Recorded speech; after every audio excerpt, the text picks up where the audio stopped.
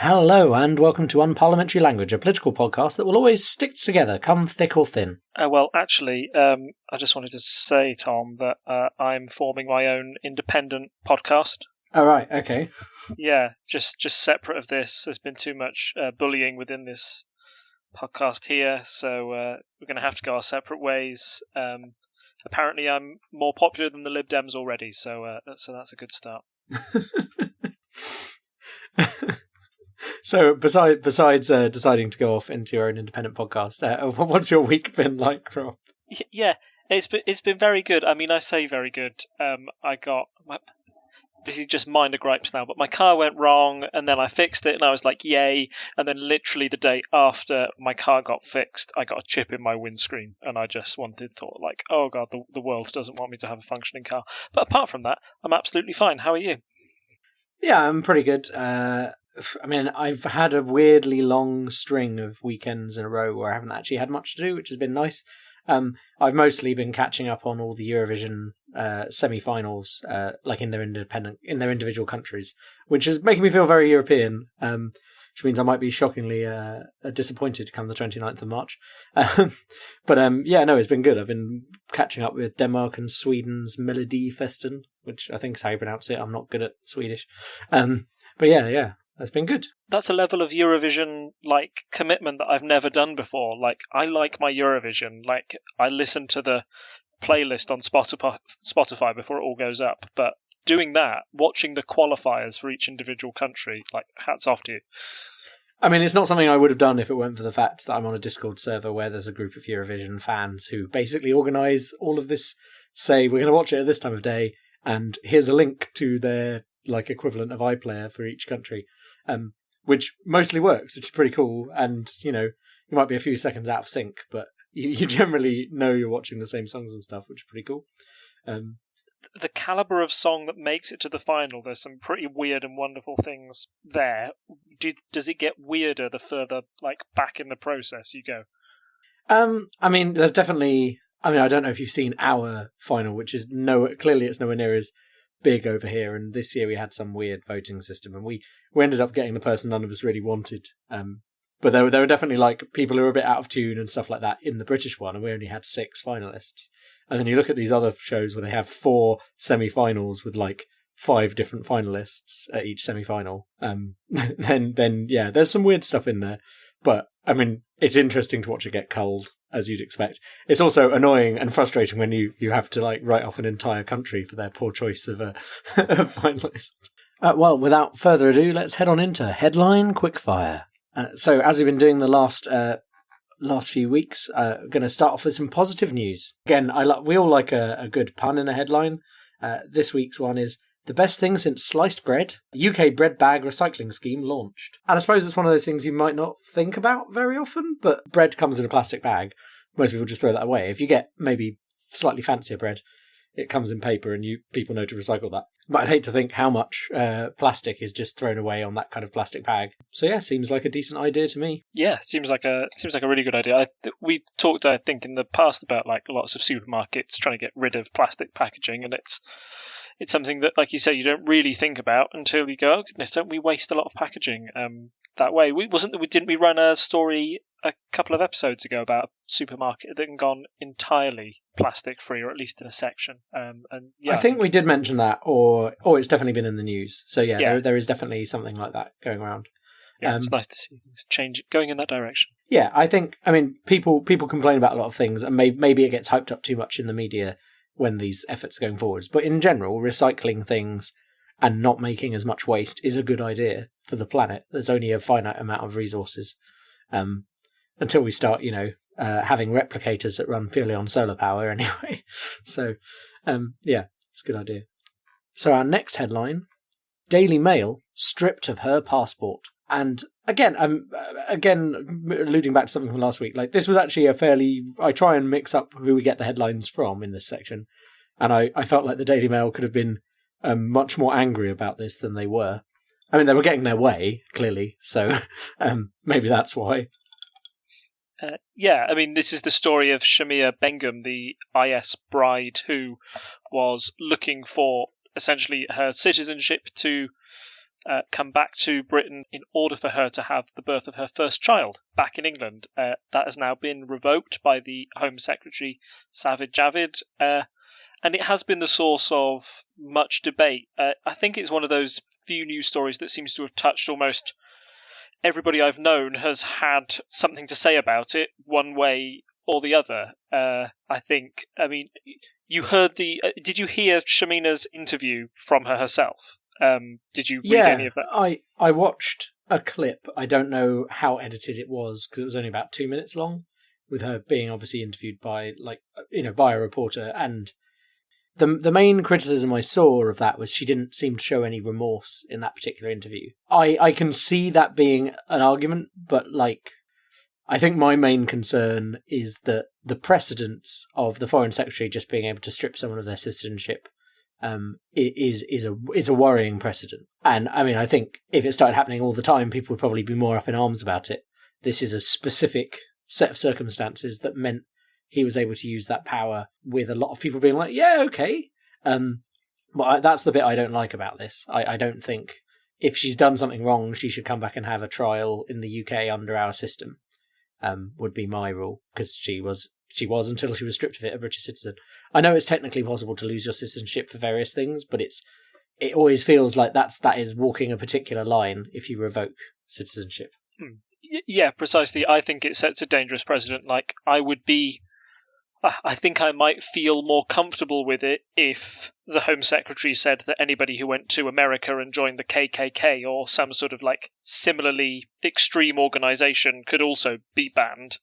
But my fear is that this is ISIS. This is a young woman who's being targeted. It sort of hits a cultural spot for the UK where it seems like the easiest decision for people to make is to ban her. Does that make sense? It's sort of touching on a lot of things where a lot of people's knee-jerk reaction is, no, she shouldn't come back. But I think when you get to think about it deeper and think about the other sort of wider consequences it has, I personally believe that she should be allowed back, or at least she's now given birth to a child who didn't decide to come into the world in a Syrian refugee camp. A child that should have some form of British citizenship. The UK government has allowed it to be born out there, which to me seems a little irresponsible. It's one of those stories where everyone has an opinion, and I agree with your interpretation of her interview that, at least she didn't seem to show any remorse. I don't think she helped herself in any way, shape or form to be able to be brought back into the country. But I do fear about what consequences it may have further down the line for other people looking to return to the UK in similar circumstances.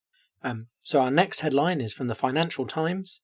Trump's softer rhetoric on Huawei raises hopes of China trade accord. They're the Chinese telecoms mobile phone manufacturer who have been in the news recently, I think, for fear of Chinese spying. I mean, I have a Huawei watch. They must be tracking my every move. Yeah. I've definitely it very rarely kind of comes under our purview, this kind of stuff, but on the tech podcasts I listen to, it has been a big story for a while. People were concerned, and I think you can see when you connect your watch and everything, you have the option to be like, oh, I don't want Huawei Health, I don't want this, I don't want all of that. So I think at least for the watches, it's fine. If you're looking at a mobile phone, maybe people have more concerns there about what's being tracked on them. But I think at the moment there's a lot of bluster and not necessarily any hard facts on it. Yes, there's certainly a bit of fear or scaremongering around them in general, and the fact that Trump is being softer towards them, or at least friendlier towards them, suggests that maybe the US-China trade war that's been going on may be coming to an end. I know that China's certainly been feeling the pinch a little. I've read a few stories a couple of weeks ago about, Chinese families having to sort of readjust how they live because of higher tariffs on US goods. And similarly, I think the fact that the US is looking at backing down suggests that they are also suffering as a result. So As with anything Donald Trump says, you can't sort of say it with any certainty if this will lead to a better trade deal for both of them, or sort of a cooling of tensions between the two. But I mean, it may show that Trump's statement that trade wars are easy to win may not be so true if both sides are backing down at this late stage. And I think it's kind of lining up with what a lot of people said. I think that there is an element with Trump of he tries to rock the boat, and he's like, oh, because, and some of this could lead, regardless of your opinions of him, could legitimately be his experience in a business is, people listen to him and do the things he asks, and that's how you act in a business. It's a bit different when it's two countries interacting and there are other things at play. And so then he goes into this with all the bluster and rhetoric as if he was a CEO, and it doesn't quite work that way, and then he wants to have a backroom deal. And I think a lot of these times, maybe he's getting an incremental change, but generally after a period of problematic, but generally after a period where everything is a bit problematic for the US. So yeah, I think that's the problem with his style of leadership. Yeah. Trump has many problems, and his style of leadership being more suited to business rather than politics is certainly one of them. Our next headline from The Times: Help to Buy House Giant faces loss of contract. This is a story that touches on, I want to get this right, they are Persimmon, a giant help to buy creator of houses in the UK. This group was in the news at the end of last year. Do you remember the guy who had a £75 million bonus payout when he was leaving his job? I mean, I don't remember it specifically. Now I've looked at an article, I see how that links in. But I remember hearing many stories about people getting massive bonuses. So kind of, it didn't jump out as one in particular to me. He was particularly famous. I'll see if I can try and find the clip somewhere. But there was a BBC interview that was just done on local news, and the reporter asked him about, do you think it's reasonable that you get £75 million? And the director tried to cut the interview off and said, "Oh, you're going to regret that you said that." And it led to sort of a bigger conversation about, was it right that this man who, that anyone indeed gets £75 million personally for simply walking away from the company. That company is now under the spotlight again as the government looks to conclude its Help to Buy scheme. It started under Cameron's government and is due to end, or at least in its latest iteration, is due to end around about April 2021. And this is one of the big contractors who's under the microscope. That bonus and other investment decisions that they've made particularly put into question whether the government think this is the right house builder to be giving houses for first-time buyers. So I think it's an interesting story, given the state of the current UK housing market. I read another story the other day, or heard one that said under 30s were finally like the majority house buyer in the UK, something that hadn't happened since the mid-90s. So that's good news. Yes, it is. Yeah. It shows at least there's a trend there. I don't know how late those people are getting into their 20s before they can buy, or it might be the fact that house prices have at least stabilised, even if they are quite expensive. More people know exactly how much money to put together to buy a house nowadays. But it equally could be worrying for the housing market in general if house prices have started to stagnate so much, particularly with Brexit around the corner. Then who's to say that there won't be a crash just around the corner? So for our next, not quite a headline, we're going to the BBC for Brexit MPs to have final vote by 12th of March, says May. And this was only posted an hour ago, so this is breaking news as far as the podcast is concerned. I'm sure everyone else will have discussed it by the time this goes out, but it's not in a paper. That's why we're using the BBC here. Yeah, I just wanted to touch on Brexit. This is quite a Brexit-free podcast for once. Yay! But it is, again, that ticking clock to go. I think there's only, when you hear this podcast, there'll only be 3 or 4 Sundays to go until Brexit. So it's getting quite close now. And this is the news that Theresa May said MPs will have the final vote by the 12th of March, which gives them roughly 2 weeks to get that through Parliament and approved before the 29th, when we're due to leave. I saw a tweet relating to this earlier that pointed out that, in fact, since Theresa May allowed MPs to have a meaningful vote, that was around about 57 days ago, and it was about 91 days ago when the original meaningful vote was meant to happen. So I think this shows quite a significant case of the Prime Minister trying to run down the clock and, still present the same deal that she was going to present 91 days ago, but this time it's like, you've only got 2 weeks, guys, you really need to approve this, or it will be no deal. That's what appears to be the case to me anyway. Yeah, and I've heard other people say things along those lines, and personally I think it's a bit of a risky strategy from what we've seen. And yeah, not particularly happy with this. We're just going to see what happens on the 12th of March, which is... it's going to be after our next episode, so... we'll see. We'll see how things are going. If there's enough craziness to talk about, then we'll talk as normal, and if not, we might delay by 2 days just to get the scoop, as it were, because that sounds like it's going to be quite important. Yeah, I think as usual, there's usually some rumblings in Parliament of which way the vote was going to go. I think we knew last time before the big major vote that Theresa May was likely to lose that one. I'll keep my ear to the ground to see if I can find out which way this one's going to go as well. And our next headline, again from the Times, back public vote or face mass revolt, Corbyn told.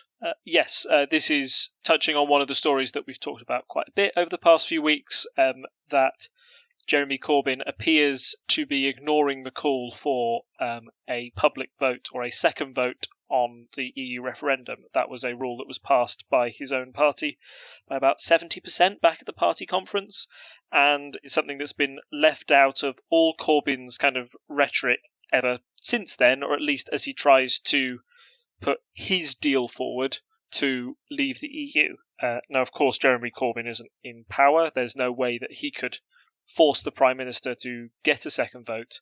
But the fact that it's not even in his rhetoric, the fact that he didn't even mention it in his letter that he sent to Theresa May with, the list of his 5 demands to leave the EU, that's all quite worrying for people who'd invested quite a lot in Corbyn or thought that he'd, stick to his word and deliver that vote in some way, shape or form.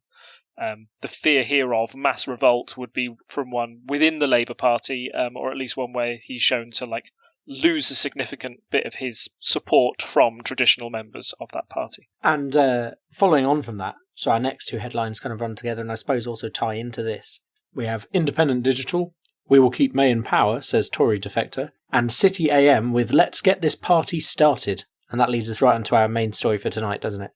Yes, this is the news, which I'm sure if you've been in the UK, you won't have missed, of the 8 Labour MPs and 3 Conservative MPs that split from their party to form a new group called the Independent. Who I think, to be clear at the moment, are not yet a party, they're just a group. Correct. But no one's really sure. And they have the website, theindependent.group. A nice TLD there, works very well for them. We're going to cover this in a minute, but their 3 main sections on their website are a statement, who they are, and then support, which is presumably a way, and donate, so you can give them money.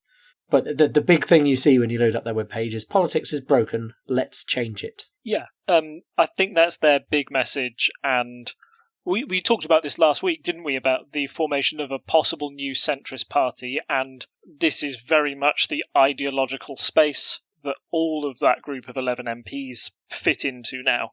It was we were surprisingly prescient with our discussion by accident. I just want to quickly throw in, before we carry on, that they have a statement of independence on their website, which is not quite a declaration, but it's quite amusingly named. What does it say? Is it a short statement of independence, or is it sort of like a long list of things? 3 paragraphs and then a section of statements they believe with a tick box for you to say, I agree. I assume if you tick all the boxes to say I agree, it tries to sign you up for a donation or something. I've been on political websites before. They do that kind of thing. That sounds about right. I know that, you mentioned that they're not a political party yet. They certainly don't have any manifesto that they could stand on or, any sort of bullet points that they can point to. I think on that website they say they've got 11 shared values. which is sort of like broader than actual policy points. So a value is sort of I think that there's too much crime and it should be lower. Which is like, oh great, that's a value, but everybody thinks there should be less crime. Not many people think there should be more crime. So you might as well have said nothing. It's a bit like that. Some of the statements I seem to remember reading. So until they do have that manifesto, it's hard to say what they stand for. But how I wanted to start and go into our main story tonight about them was just go through all the MPs that have left and kind of one by one just give a background on the main gripe they had with the party that they were leaving, because I think this is more about the problems that they've got within the two major parties as it is. It's more about that than the group they want to form. Does that make sense? Yeah, I mean, at the moment, until they have they have some shared values, as you say, but until they have like a clear manifesto for what they're trying to achieve outside of that, I think it's more interesting to focus on who they are and why they have taken this step, and whether anyone saw it coming. Really, I think is also an interesting question to look into. Well, first of all, I can say that I definitely knew that people thought it was coming. I know that it was a bit more than a happy accident that we covered that last week, just because there had been rumblings, particularly after Corbyn's letter, that Chukwuemeka and a set of MPs, both from Labour and the Conservatives, had booked a conference room in Westminster together. Nobody showed up to that meeting, but the mere fact that it was out there and it was public knowledge suggested that something was going on. Yeah, correct. And we've had rumblings of a possible split. I think certainly maybe within Labour more than the Conservatives, but both parties have had their gripes over the past few months. But nobody really knew when they were going to do it. Press the go button. So let's run down the Labour MPs first. Lucina Berger. I have never heard of her. Yes, so she's one who's been slightly more in the public eye, or was in the weeks running up to this. So she was the MP for Liverpool Wavertree. That's a very strong Remain constituency, and her local party had put her under quite a lot of pressure to have sort of like a no confidence vote in her and unseat her. She's certainly not been a friend of Jeremy Corbyn. She's to the right of the party, and most of the people we're going to be talking about tonight are not ideologically in line with Jeremy Corbyn. In fact, when you think back to the leadership election back in 2015, he could barely scrape together the nominations from within his own party to be able to get on the ballot in the first place. So when you're talking about core Jeremy Corbynites, it's about Corbyn, Diane Abbott, John McDonnell, Emily Thornberry, like a very small handful. So all of these, it's not surprising that they differ from their leader ideologically in some way. Yeah. So the thing about Lucina was that she was also an MP of Jewish heritage and had been receiving quite a lot of anti-Semitic abuse. To the point that she'd had death threats online to her. She had to have an armed guard stationed at her house and essentially accused Jeremy Corbyn, or there were reports that Jeremy Corbyn knew of death threats to her but hadn't passed those death threats onto her to let her know that there was some threat, and she had to find out through other members of the Labour Party that had happened. So clearly her personal conviction in Jeremy Corbyn tackling anti-Semitism was shaken, and as a result that was sort of her main reason that she listed for leaving the Labour Party. I mean that seems fair enough to me, especially if your life is under threat. I don't think anyone could argue with those reasons. So next up we have Chris Leslie, who you note is an old Brownite. Yes, I was listening to another podcast that described him. He got elected in. Let me just check. I've got the link there to all that. There's a very good BBC article that tells you the list of all the MPs and when they were elected and when not. So. So Chris Leslie was elected in 1997 in the landslide election for Tony Blair. He was apparently one of the jokes was that Tony Blair looked at this bloke who'd won an unexpected seat in Shipley, and he said, "Gosh, that looks a lot like the guy who does the photocopying for Gordon Brown." And somebody had to go, Tony is the guy who does the photocopying for Gordon Brown. So he's been in the party a long time, but on the fringes, and he was re-elected again in 2005. So he's very much ideologically against Corbyn, more in the Brownite camp, and his main reason was the one that we talked about with the people's vote. So one of his big quotes from the speeches that they all gave, I don't know if I mentioned this up top, but as part of the press conferences, one by one, the MPs who'd left the Labour Party came forward and gave their reason for leaving the party. And in his speech, he said that the betrayal on Europe was visible for all to see. So, i.e., no people's vote means that I can't stay in the party. So next up we have Angela Smith, who I'm afraid I also haven't heard of.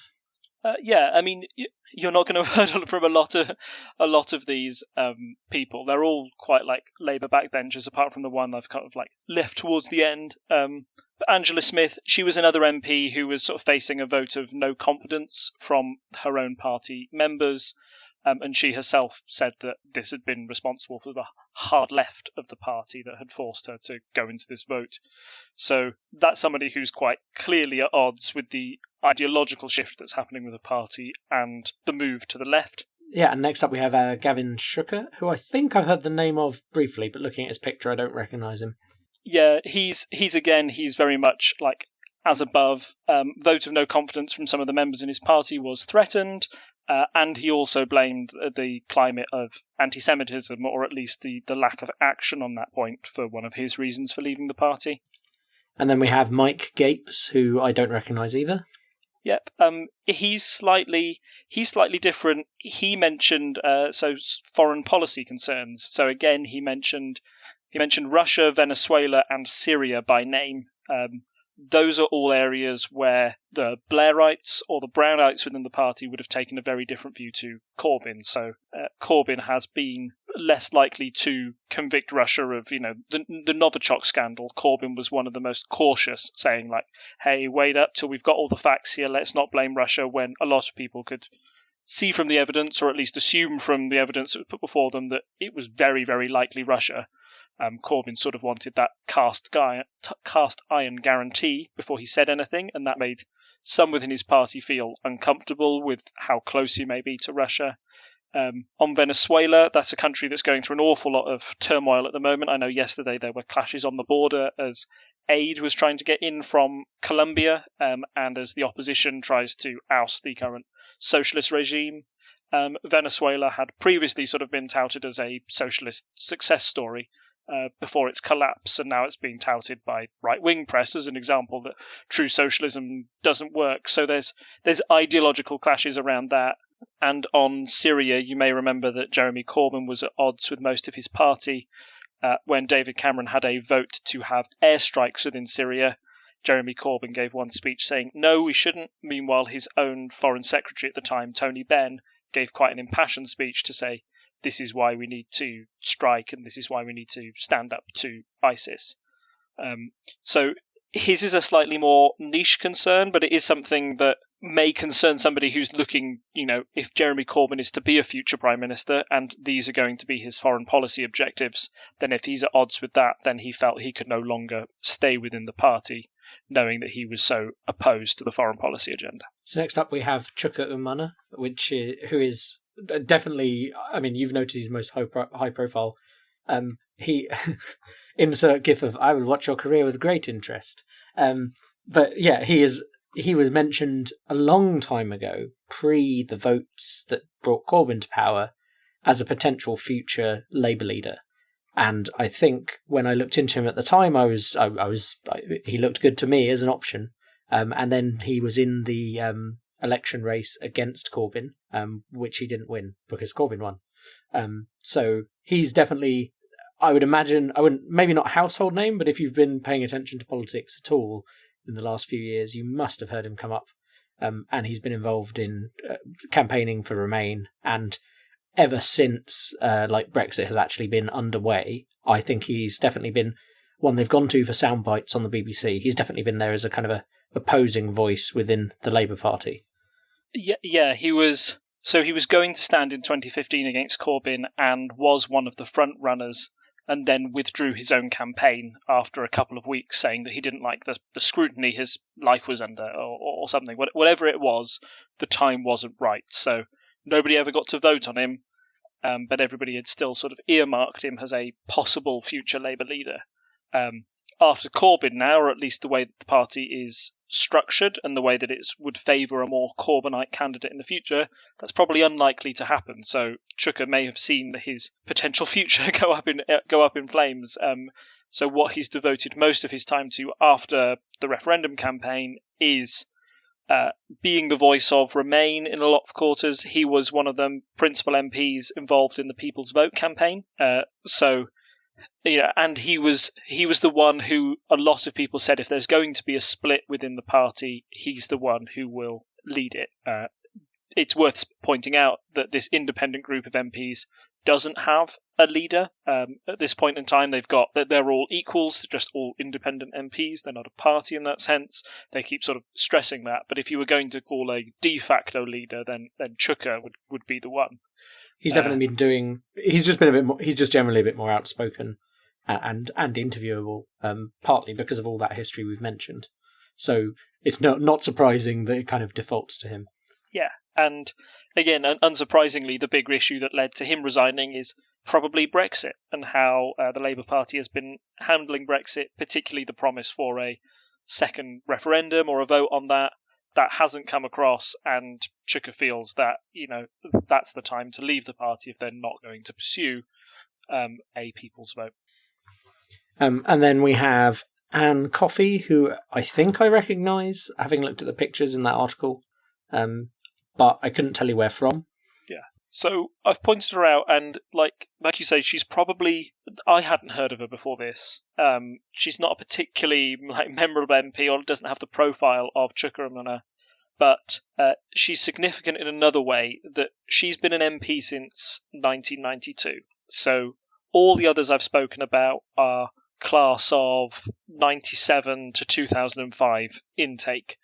They're all MPs who ideologically were voted in at a time where Blairism was king. Back in 1992, they had Neil Kinnock as a leader, and they were slightly more to the left.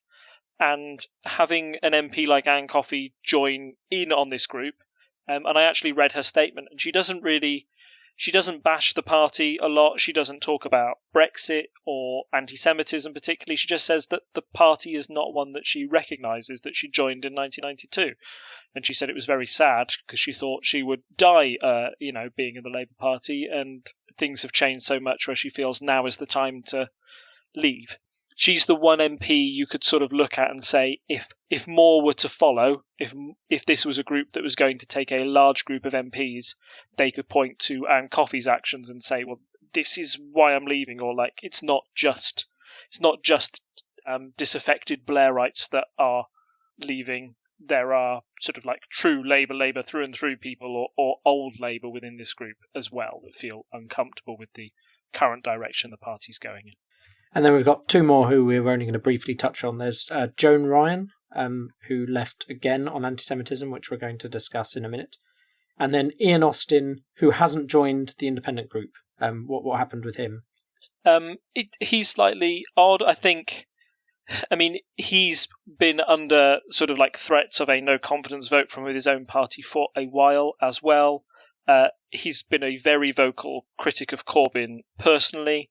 But I think, let me get this right, I believe that he was in quite a strong Leave constituency, so he hasn't been, the result in his constituency was 67.6% Leave, so he can't really leave under the Brexit banner. He only won by 22 votes in the last election, which probably means that any hope of him being elected back again by a personal mandate is almost zero. So this, to me, the last MP to leave, Ian Austin, it appears to be the kind of like the last hurrah of, well, I know I'm not going to get elected again. Let's leave the Labour Party because now's as good a time as any to do it. Kind of tagging on there.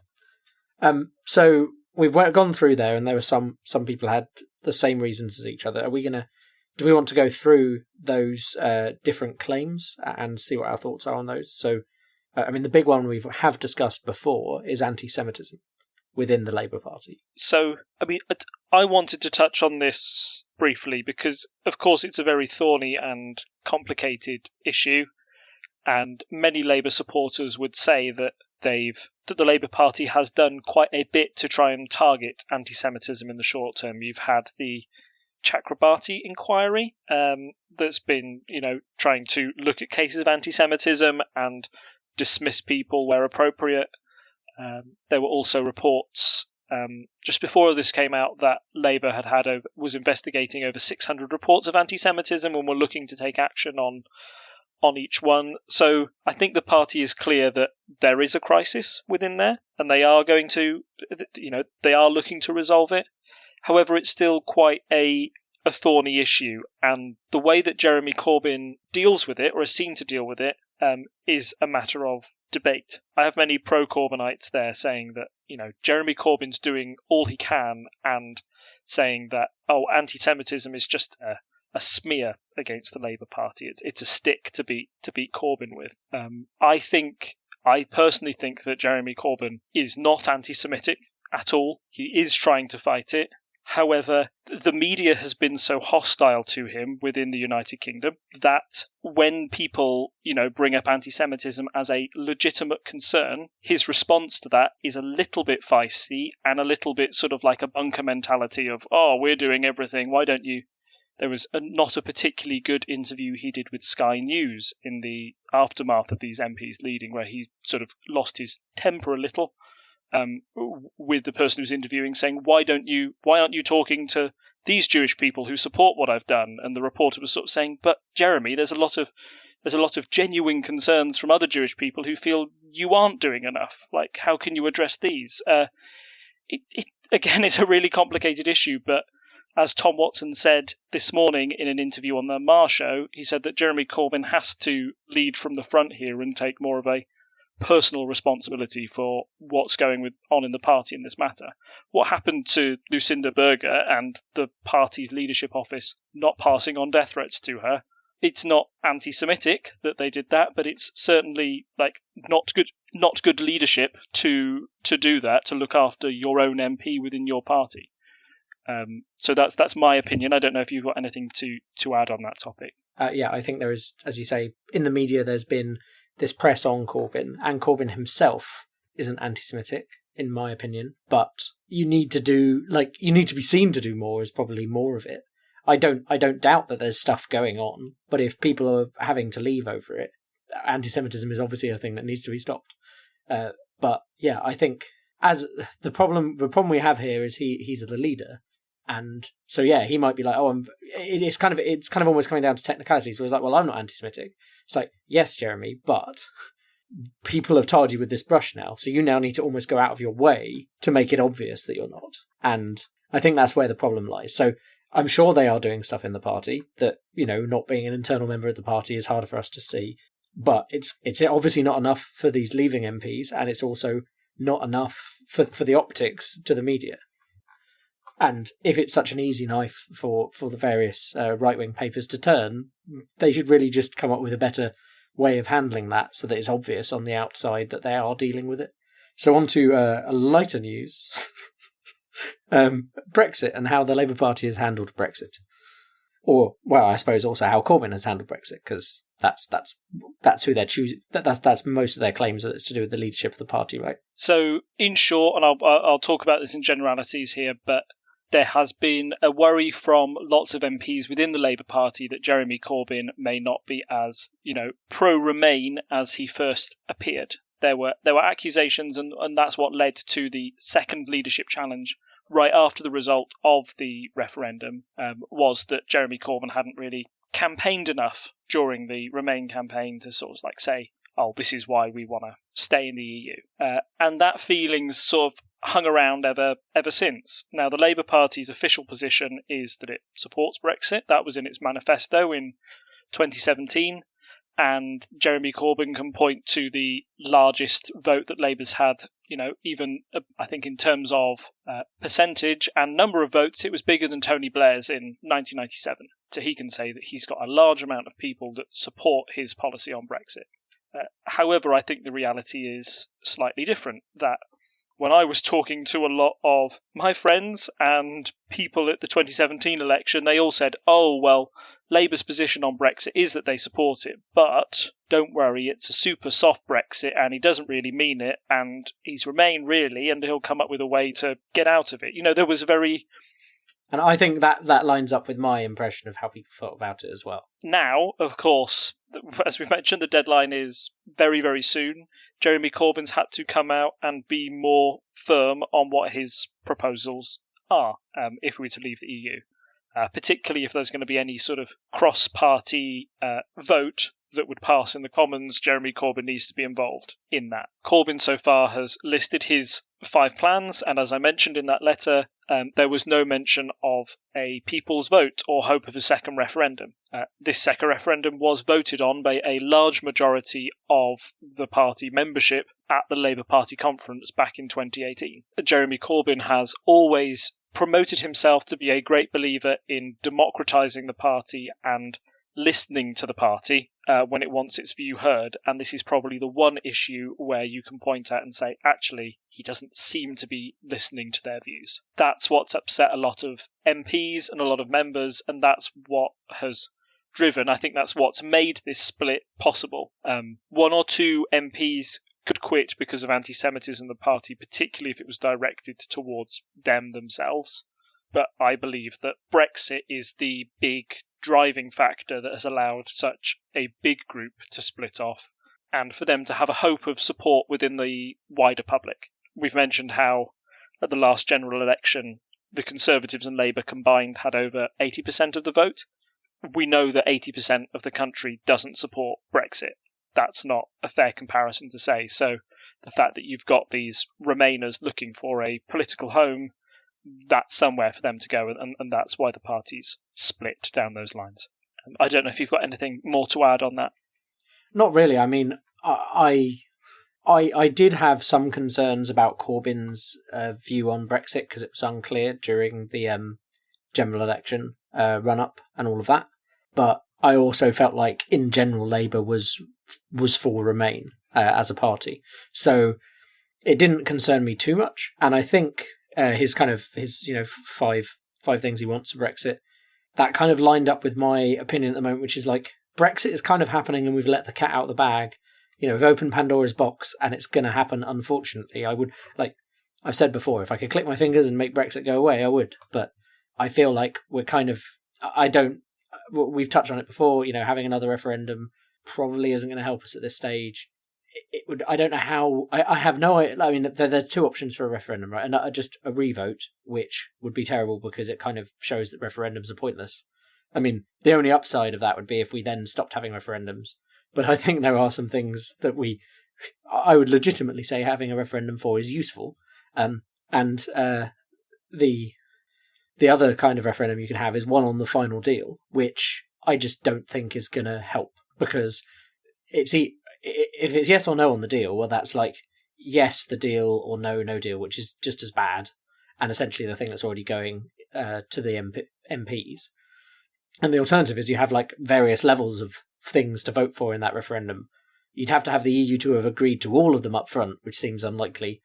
And then it's like, yeah, there's nowhere to go. We haven't got the time to kind of keep voting on possible deals in referendums nationwide. They're not easy things to organise.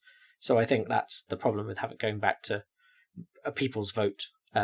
So I can understand why he's not doing a people's vote, but I can also understand why people are annoyed if they've had a referendum within the party on it and everyone's been like, we should have one. So I can understand that, but it's kind of with a lot of Brexit things, between a rock and a hard place. I don't know what would happen. I suppose he could just say he's for a people's vote, knowing it won't actually happen if he says it. Maybe that would have been a better move from a PR point of view. He keeps saying, "Oh, I want one," but the Tories won't give me one. Might have been better for his PR. But I think his current actions have generally been in line with what I think was going to happen. I feel he could have been a bit more attacky in Parliament. I have individual criticisms of him, but I think overall the Labour Party's stance is kind of like, this is happening and it's kind of bad, but we have to deal with it, which is kind of my view of the whole thing.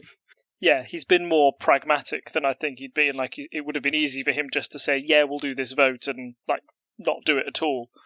But yeah, that certainly leads to a lot of the party members feeling alienated from their leader, even if his hands are tied and he can only really sort of has very limited options when it comes to Brexit and how he can influence the final outcome. And finally, we touched on briefly foreign policy within the Labour Party, and we mentioned socialist states and things like that. So what are your thoughts on that? Yeah, I think I covered most of it when I was talking about their concerns and the difference between sort of the Blairite policy that was far more interventionist and Corbyn's, which is very much, we should never get, there's a very, very high barrier to engaging in combat when it comes to Corbyn's leadership.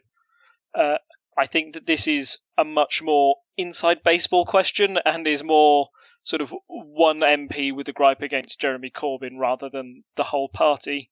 However, it shouldn't be ignored entirely. It is something that will have to be considered at the next general election in particular. I think last time in 2017, people were maybe less concerned about any foreign policy goals because I'm being honest here, I don't think anybody expected Jeremy Corbyn to win the last general election. The result he got was probably the best one he could have got on the night, which was stopping a Tory majority. All the predictions, all the polls said that on a bad night, it's going to be a landslide. On a good night, then Labour might get enough to stop a Tory majority, and that's what happened. Now, in another election, it could be far more likely for Corbyn to become PM, so they may scrutinise those foreign policy aspects a little bit more. So that might be something for the future, but I don't think that's the reason the party split. Again, Jeremy Corbyn was always very, he was in the Labour Party when they went to war in Iraq. He had a very different policy to his leader, but he stayed within it. I don't think that itself would have caused a split without Brexit happening at the same time. For that MP, it was very much kind of, that's his niche concern in this situation. So we're going to move on from there. And so the timeline here was, I believe it was Tuesday we heard about the 7 MPs leaving? Yes. The first 7. So we had those Labour MPs leaving. And I saw a fair amount of back and forth from various friends of mine. A lot of my friends who are Labour supporters were unimpressed because I think there has been this general concern that there's going to be a split with either of the two major parties. And I think with Labour going first, as it were, people were concerned that Labour might come crashing down. And obviously there's annoyance if people have been voted in as a Labour Party member and now they're not supporting Labour. We've seen that when MPs have switched before, although MPs switching allegiance is nothing new. And also I think there was, general, a feeling of why is this happening now? And we know what the reasons are. It's it's pre-Brexit and people want to tie their colours to the mast and things like that to try and get into a better position post-Brexit. I think that's fairly clear to most people that will be part of the calculation. But yeah, it definitely felt, judging by the Facebook post I saw, to the average Labour supporter, it was a bit of a kick in the teeth to suddenly be like, oh, Labour are going to collapse. So then, in some ways, I think it was a relief to them when the 3 Conservatives who left later in the week, and they've also joined the independent group. So I think we're just going to run through those 3 again in the same way as we just did. Yeah, it might be better to group them together slightly because they all resigned at the same time and they all had the same letter to Theresa May where they all sort of jointly outlined their reasons for leaving. But I mean, we still want to describe who they are as we work through. Yeah, of course. So we've got Anna Sewsbury. And she is, if people don't recognise her name, it's similar to Chucker earlier. She has been very vocal about several things recently, and I would say she's one of those, as backbench MPs go, if you haven't heard of her, it's a bit surprising. She's been very vocal. You've probably seen her on the news getting accosted by the yellow jacketed protesters around her. There was a big furore about her protection around there because she's one of the sort of arch remainers within the Conservative Party, has been a very vocal critic of Theresa May, both sort of privately and very, very publicly.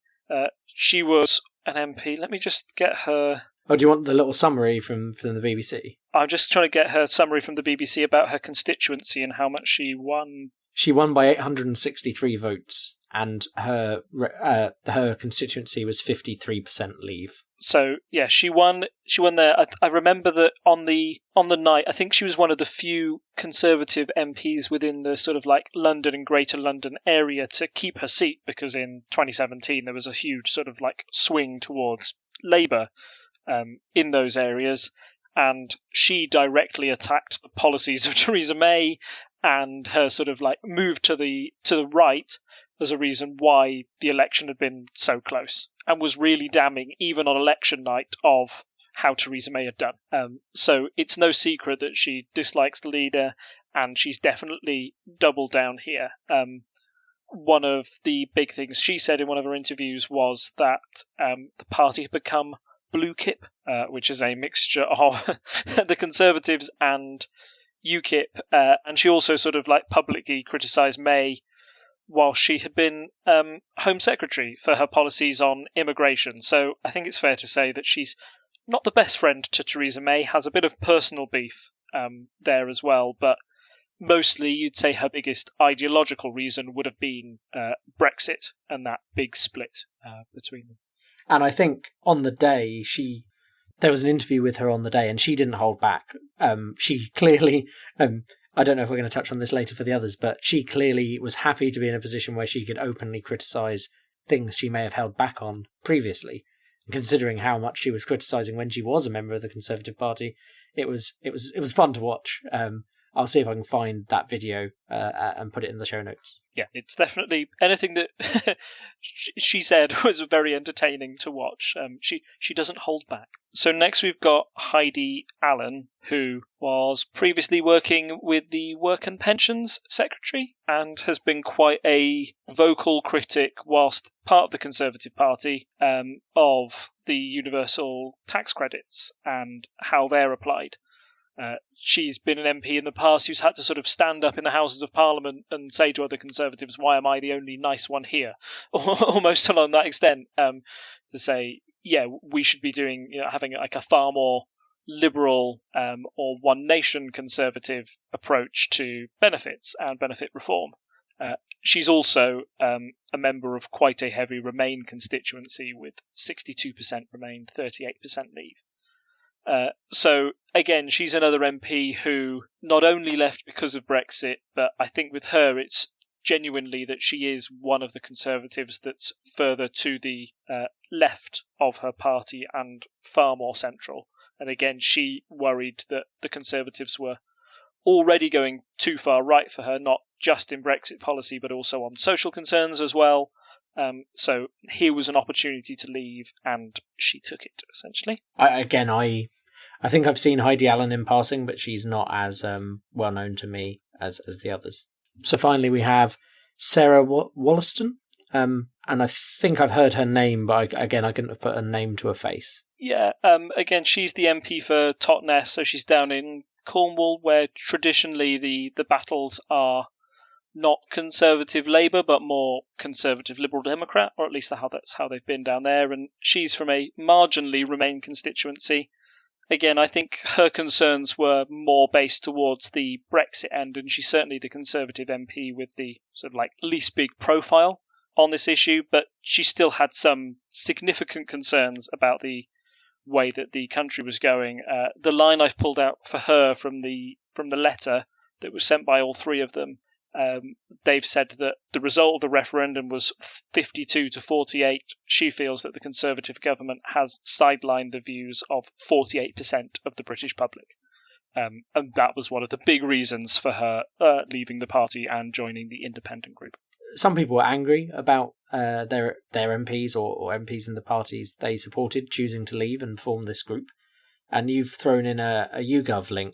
It's quite interesting seeing where... This is similar to the chart that we used in the How Many Things episode about the general election, and I think we've discussed on maybe an early episode of this podcast, where on the left you have the current Conservative, Labour, Lib Dem and other voting intention, and then when they add in the independent group as an option, you see where people come from. And it's quite interesting that Well, the most are from the Lib Dems, which I find surprising, and it reduces the Lib Dem majority. Majority is the wrong term. It reduces the percentage of votes for the Lib Dems quite considerably. It looks almost like this might not be half. Oh, some of them have gone down to don't know.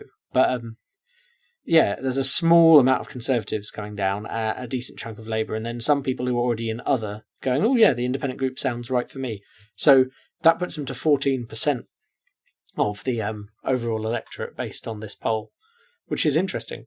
That makes them bigger than the Lib Dems based on this poll. Yes. It's a bit of a kick in the teeth for the Lib Dems, who've existed for far longer, to have a party just come along for a day and already outpoll them.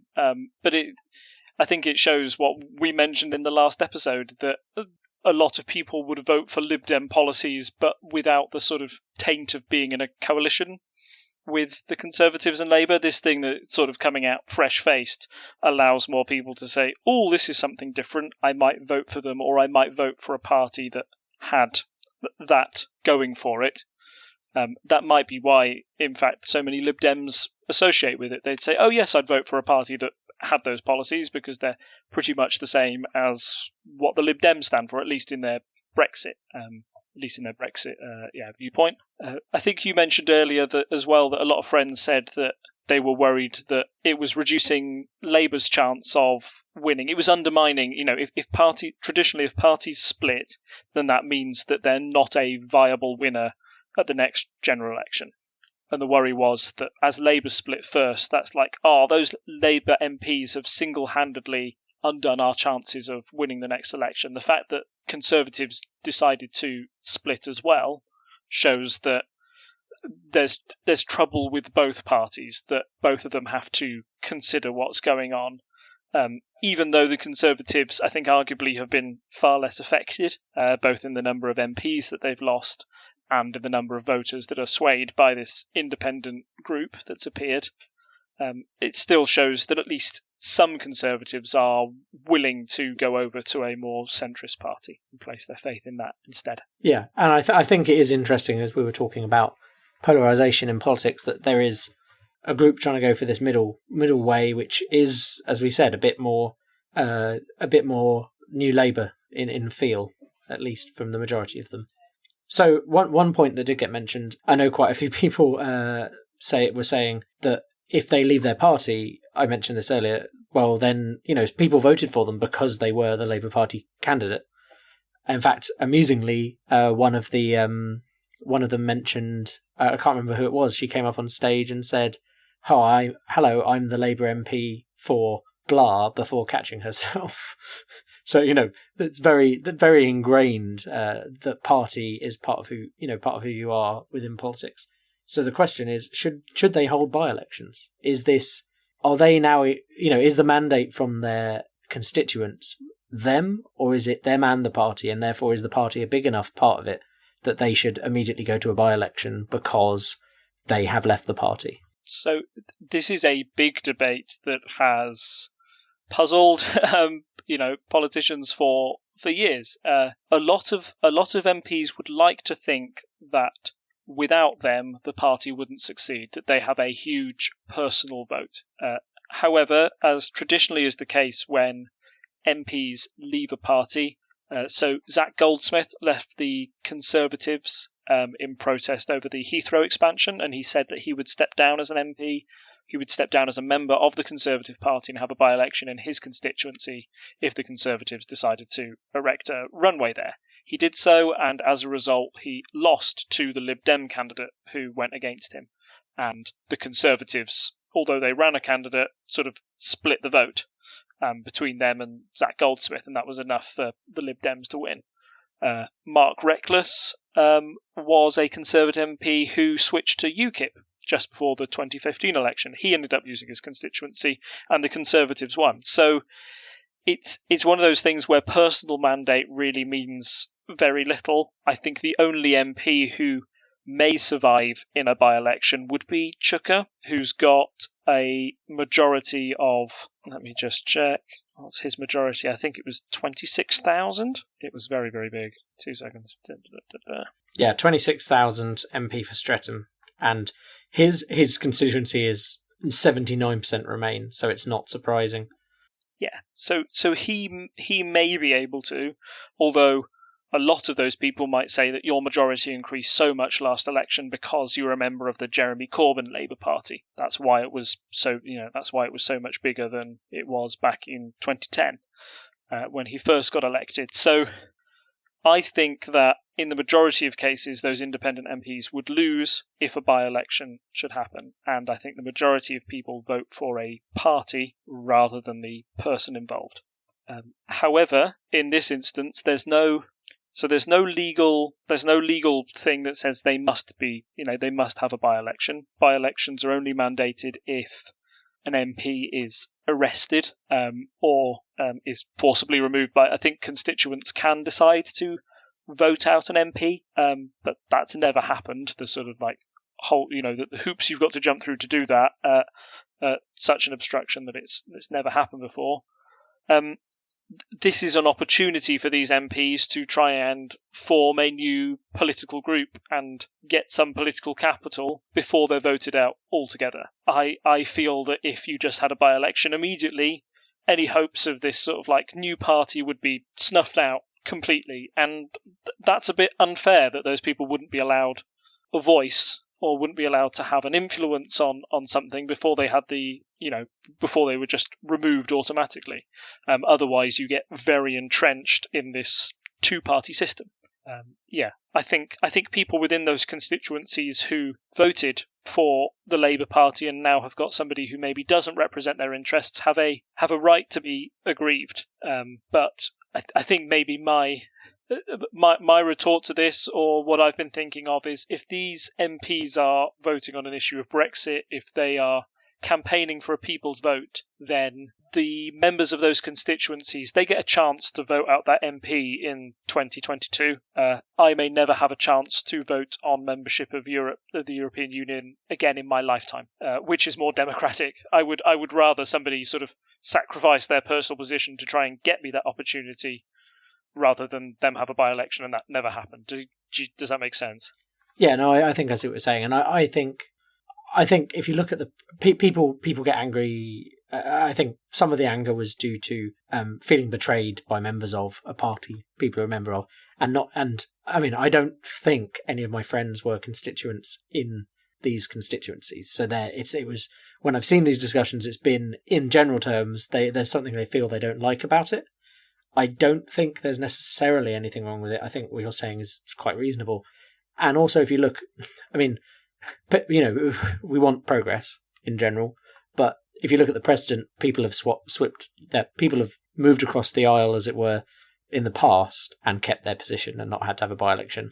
And I don't think there was as much talk about it, as far as I can see. I mean, obviously, it's very, we see a lot of news nowadays, and I'd have to have a look back and see. But I mean, Churchill famously moved around to see.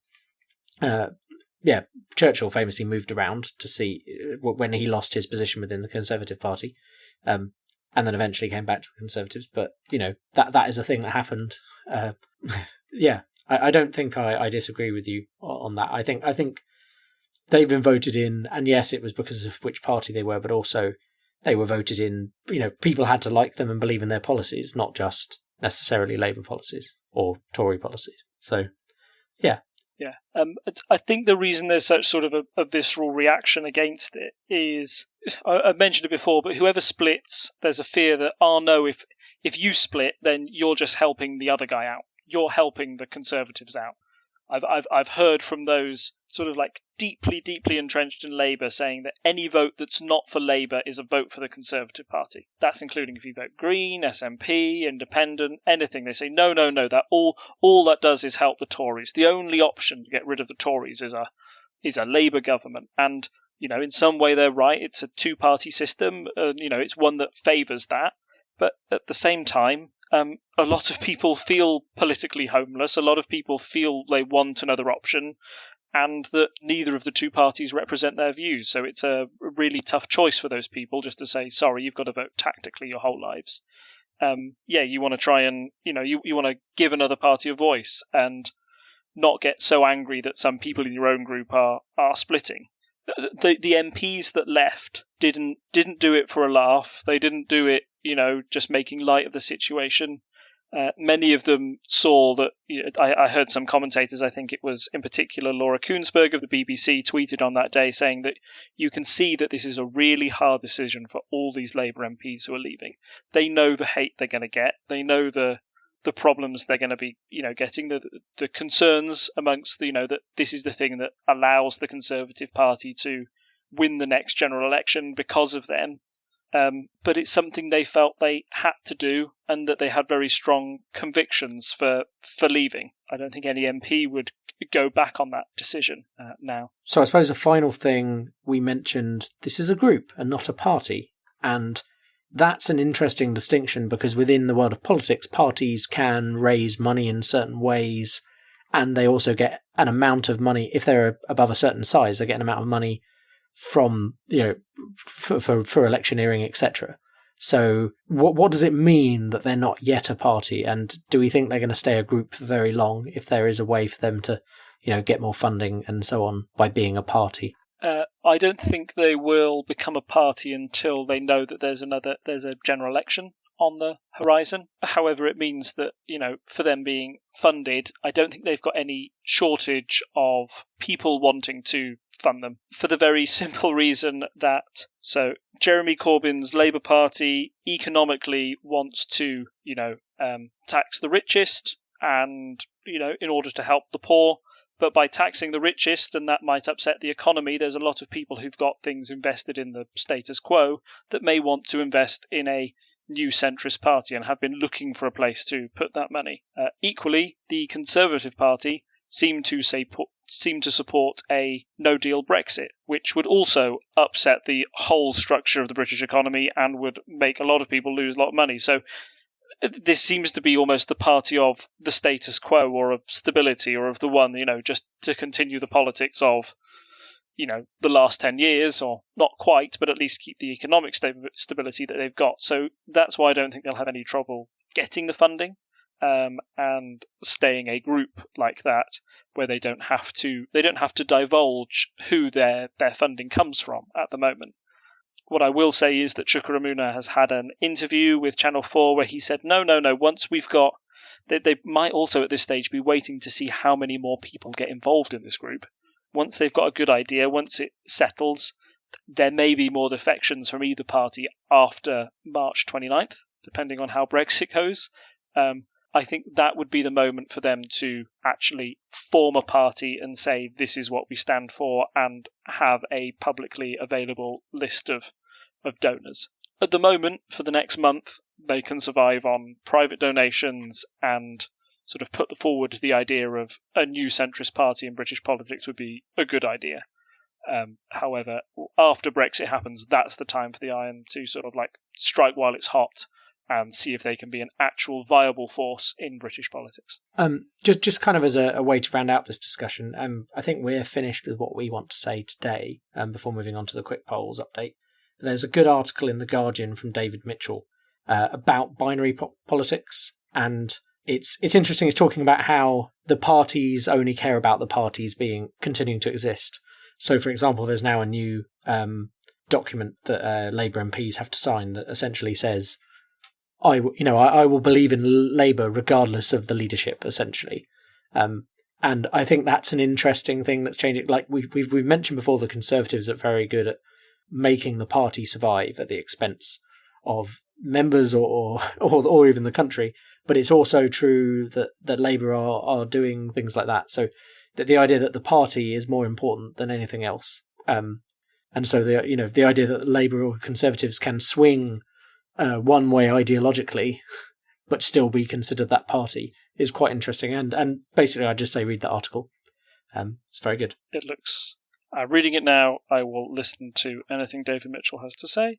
He's a wonderful human being, and that it raises like a good philosophical question. I think. Do you continue to be part of something even if it is only the same in name only to what you first signed up for?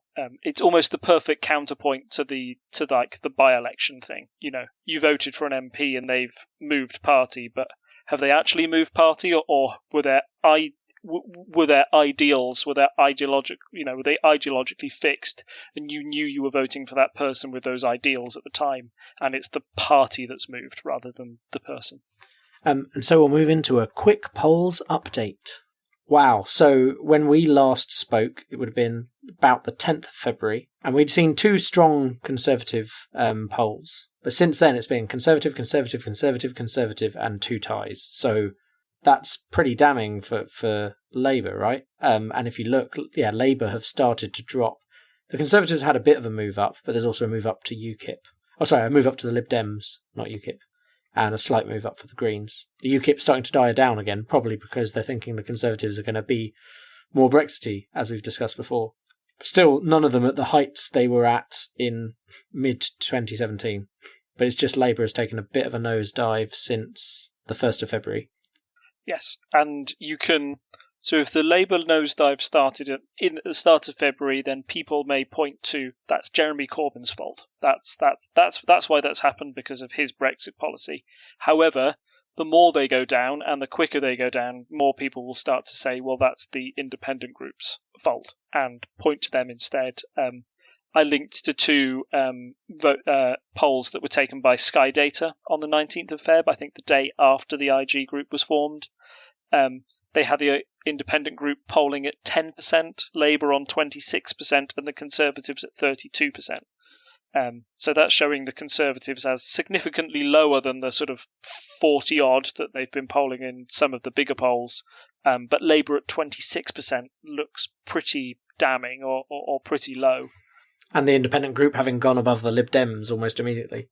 Yes, again is damning for the Lib Dems. I know the Lib Dems have already said that they may not stand MPs against those who are, they won't put a Lib Dem candidate in an area where an independent group MP is standing, which sort of shows that they are ideologically tied to them in some way. The other interesting link that came out of that was that how people had voted in the past, people who said they'd vote for the independent group in another election, how had they voted before? So they'd mentioned how people who said they'd voted for the independent group, how did they vote in 2017? 37% had voted Labour, 27% had voted Conservatives, and 24% said they didn't vote last time. So that sort of suggests that the independent group is taking more away from Labour supporters than Conservative, but again, it is a mix.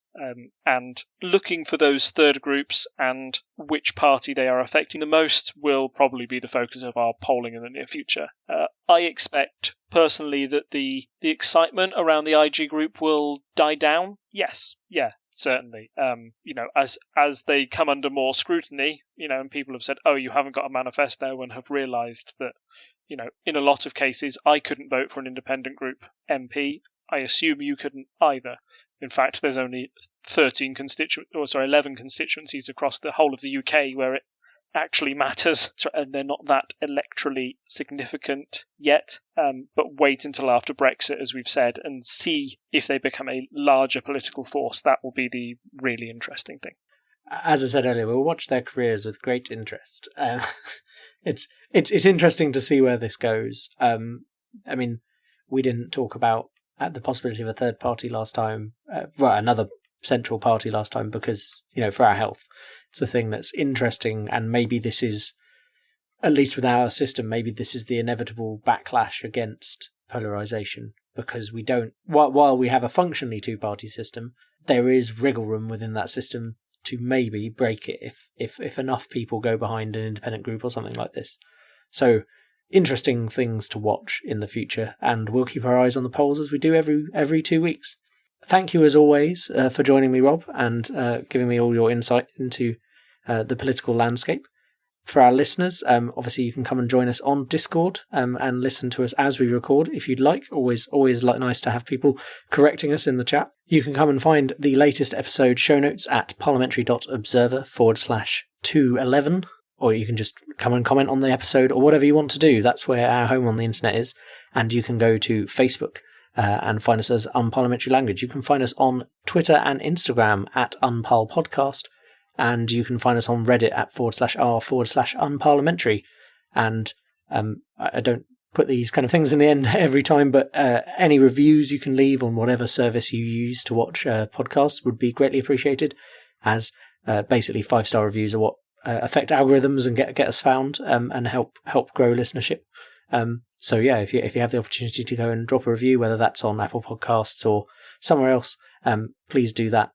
As always, Rob, I'll see you in 2 weeks, and thank you for joining me. I think it's good night from me.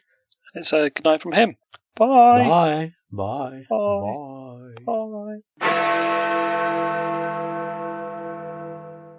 Did I pronounce Huawei right? Who knows? I believe you did. I believe you did.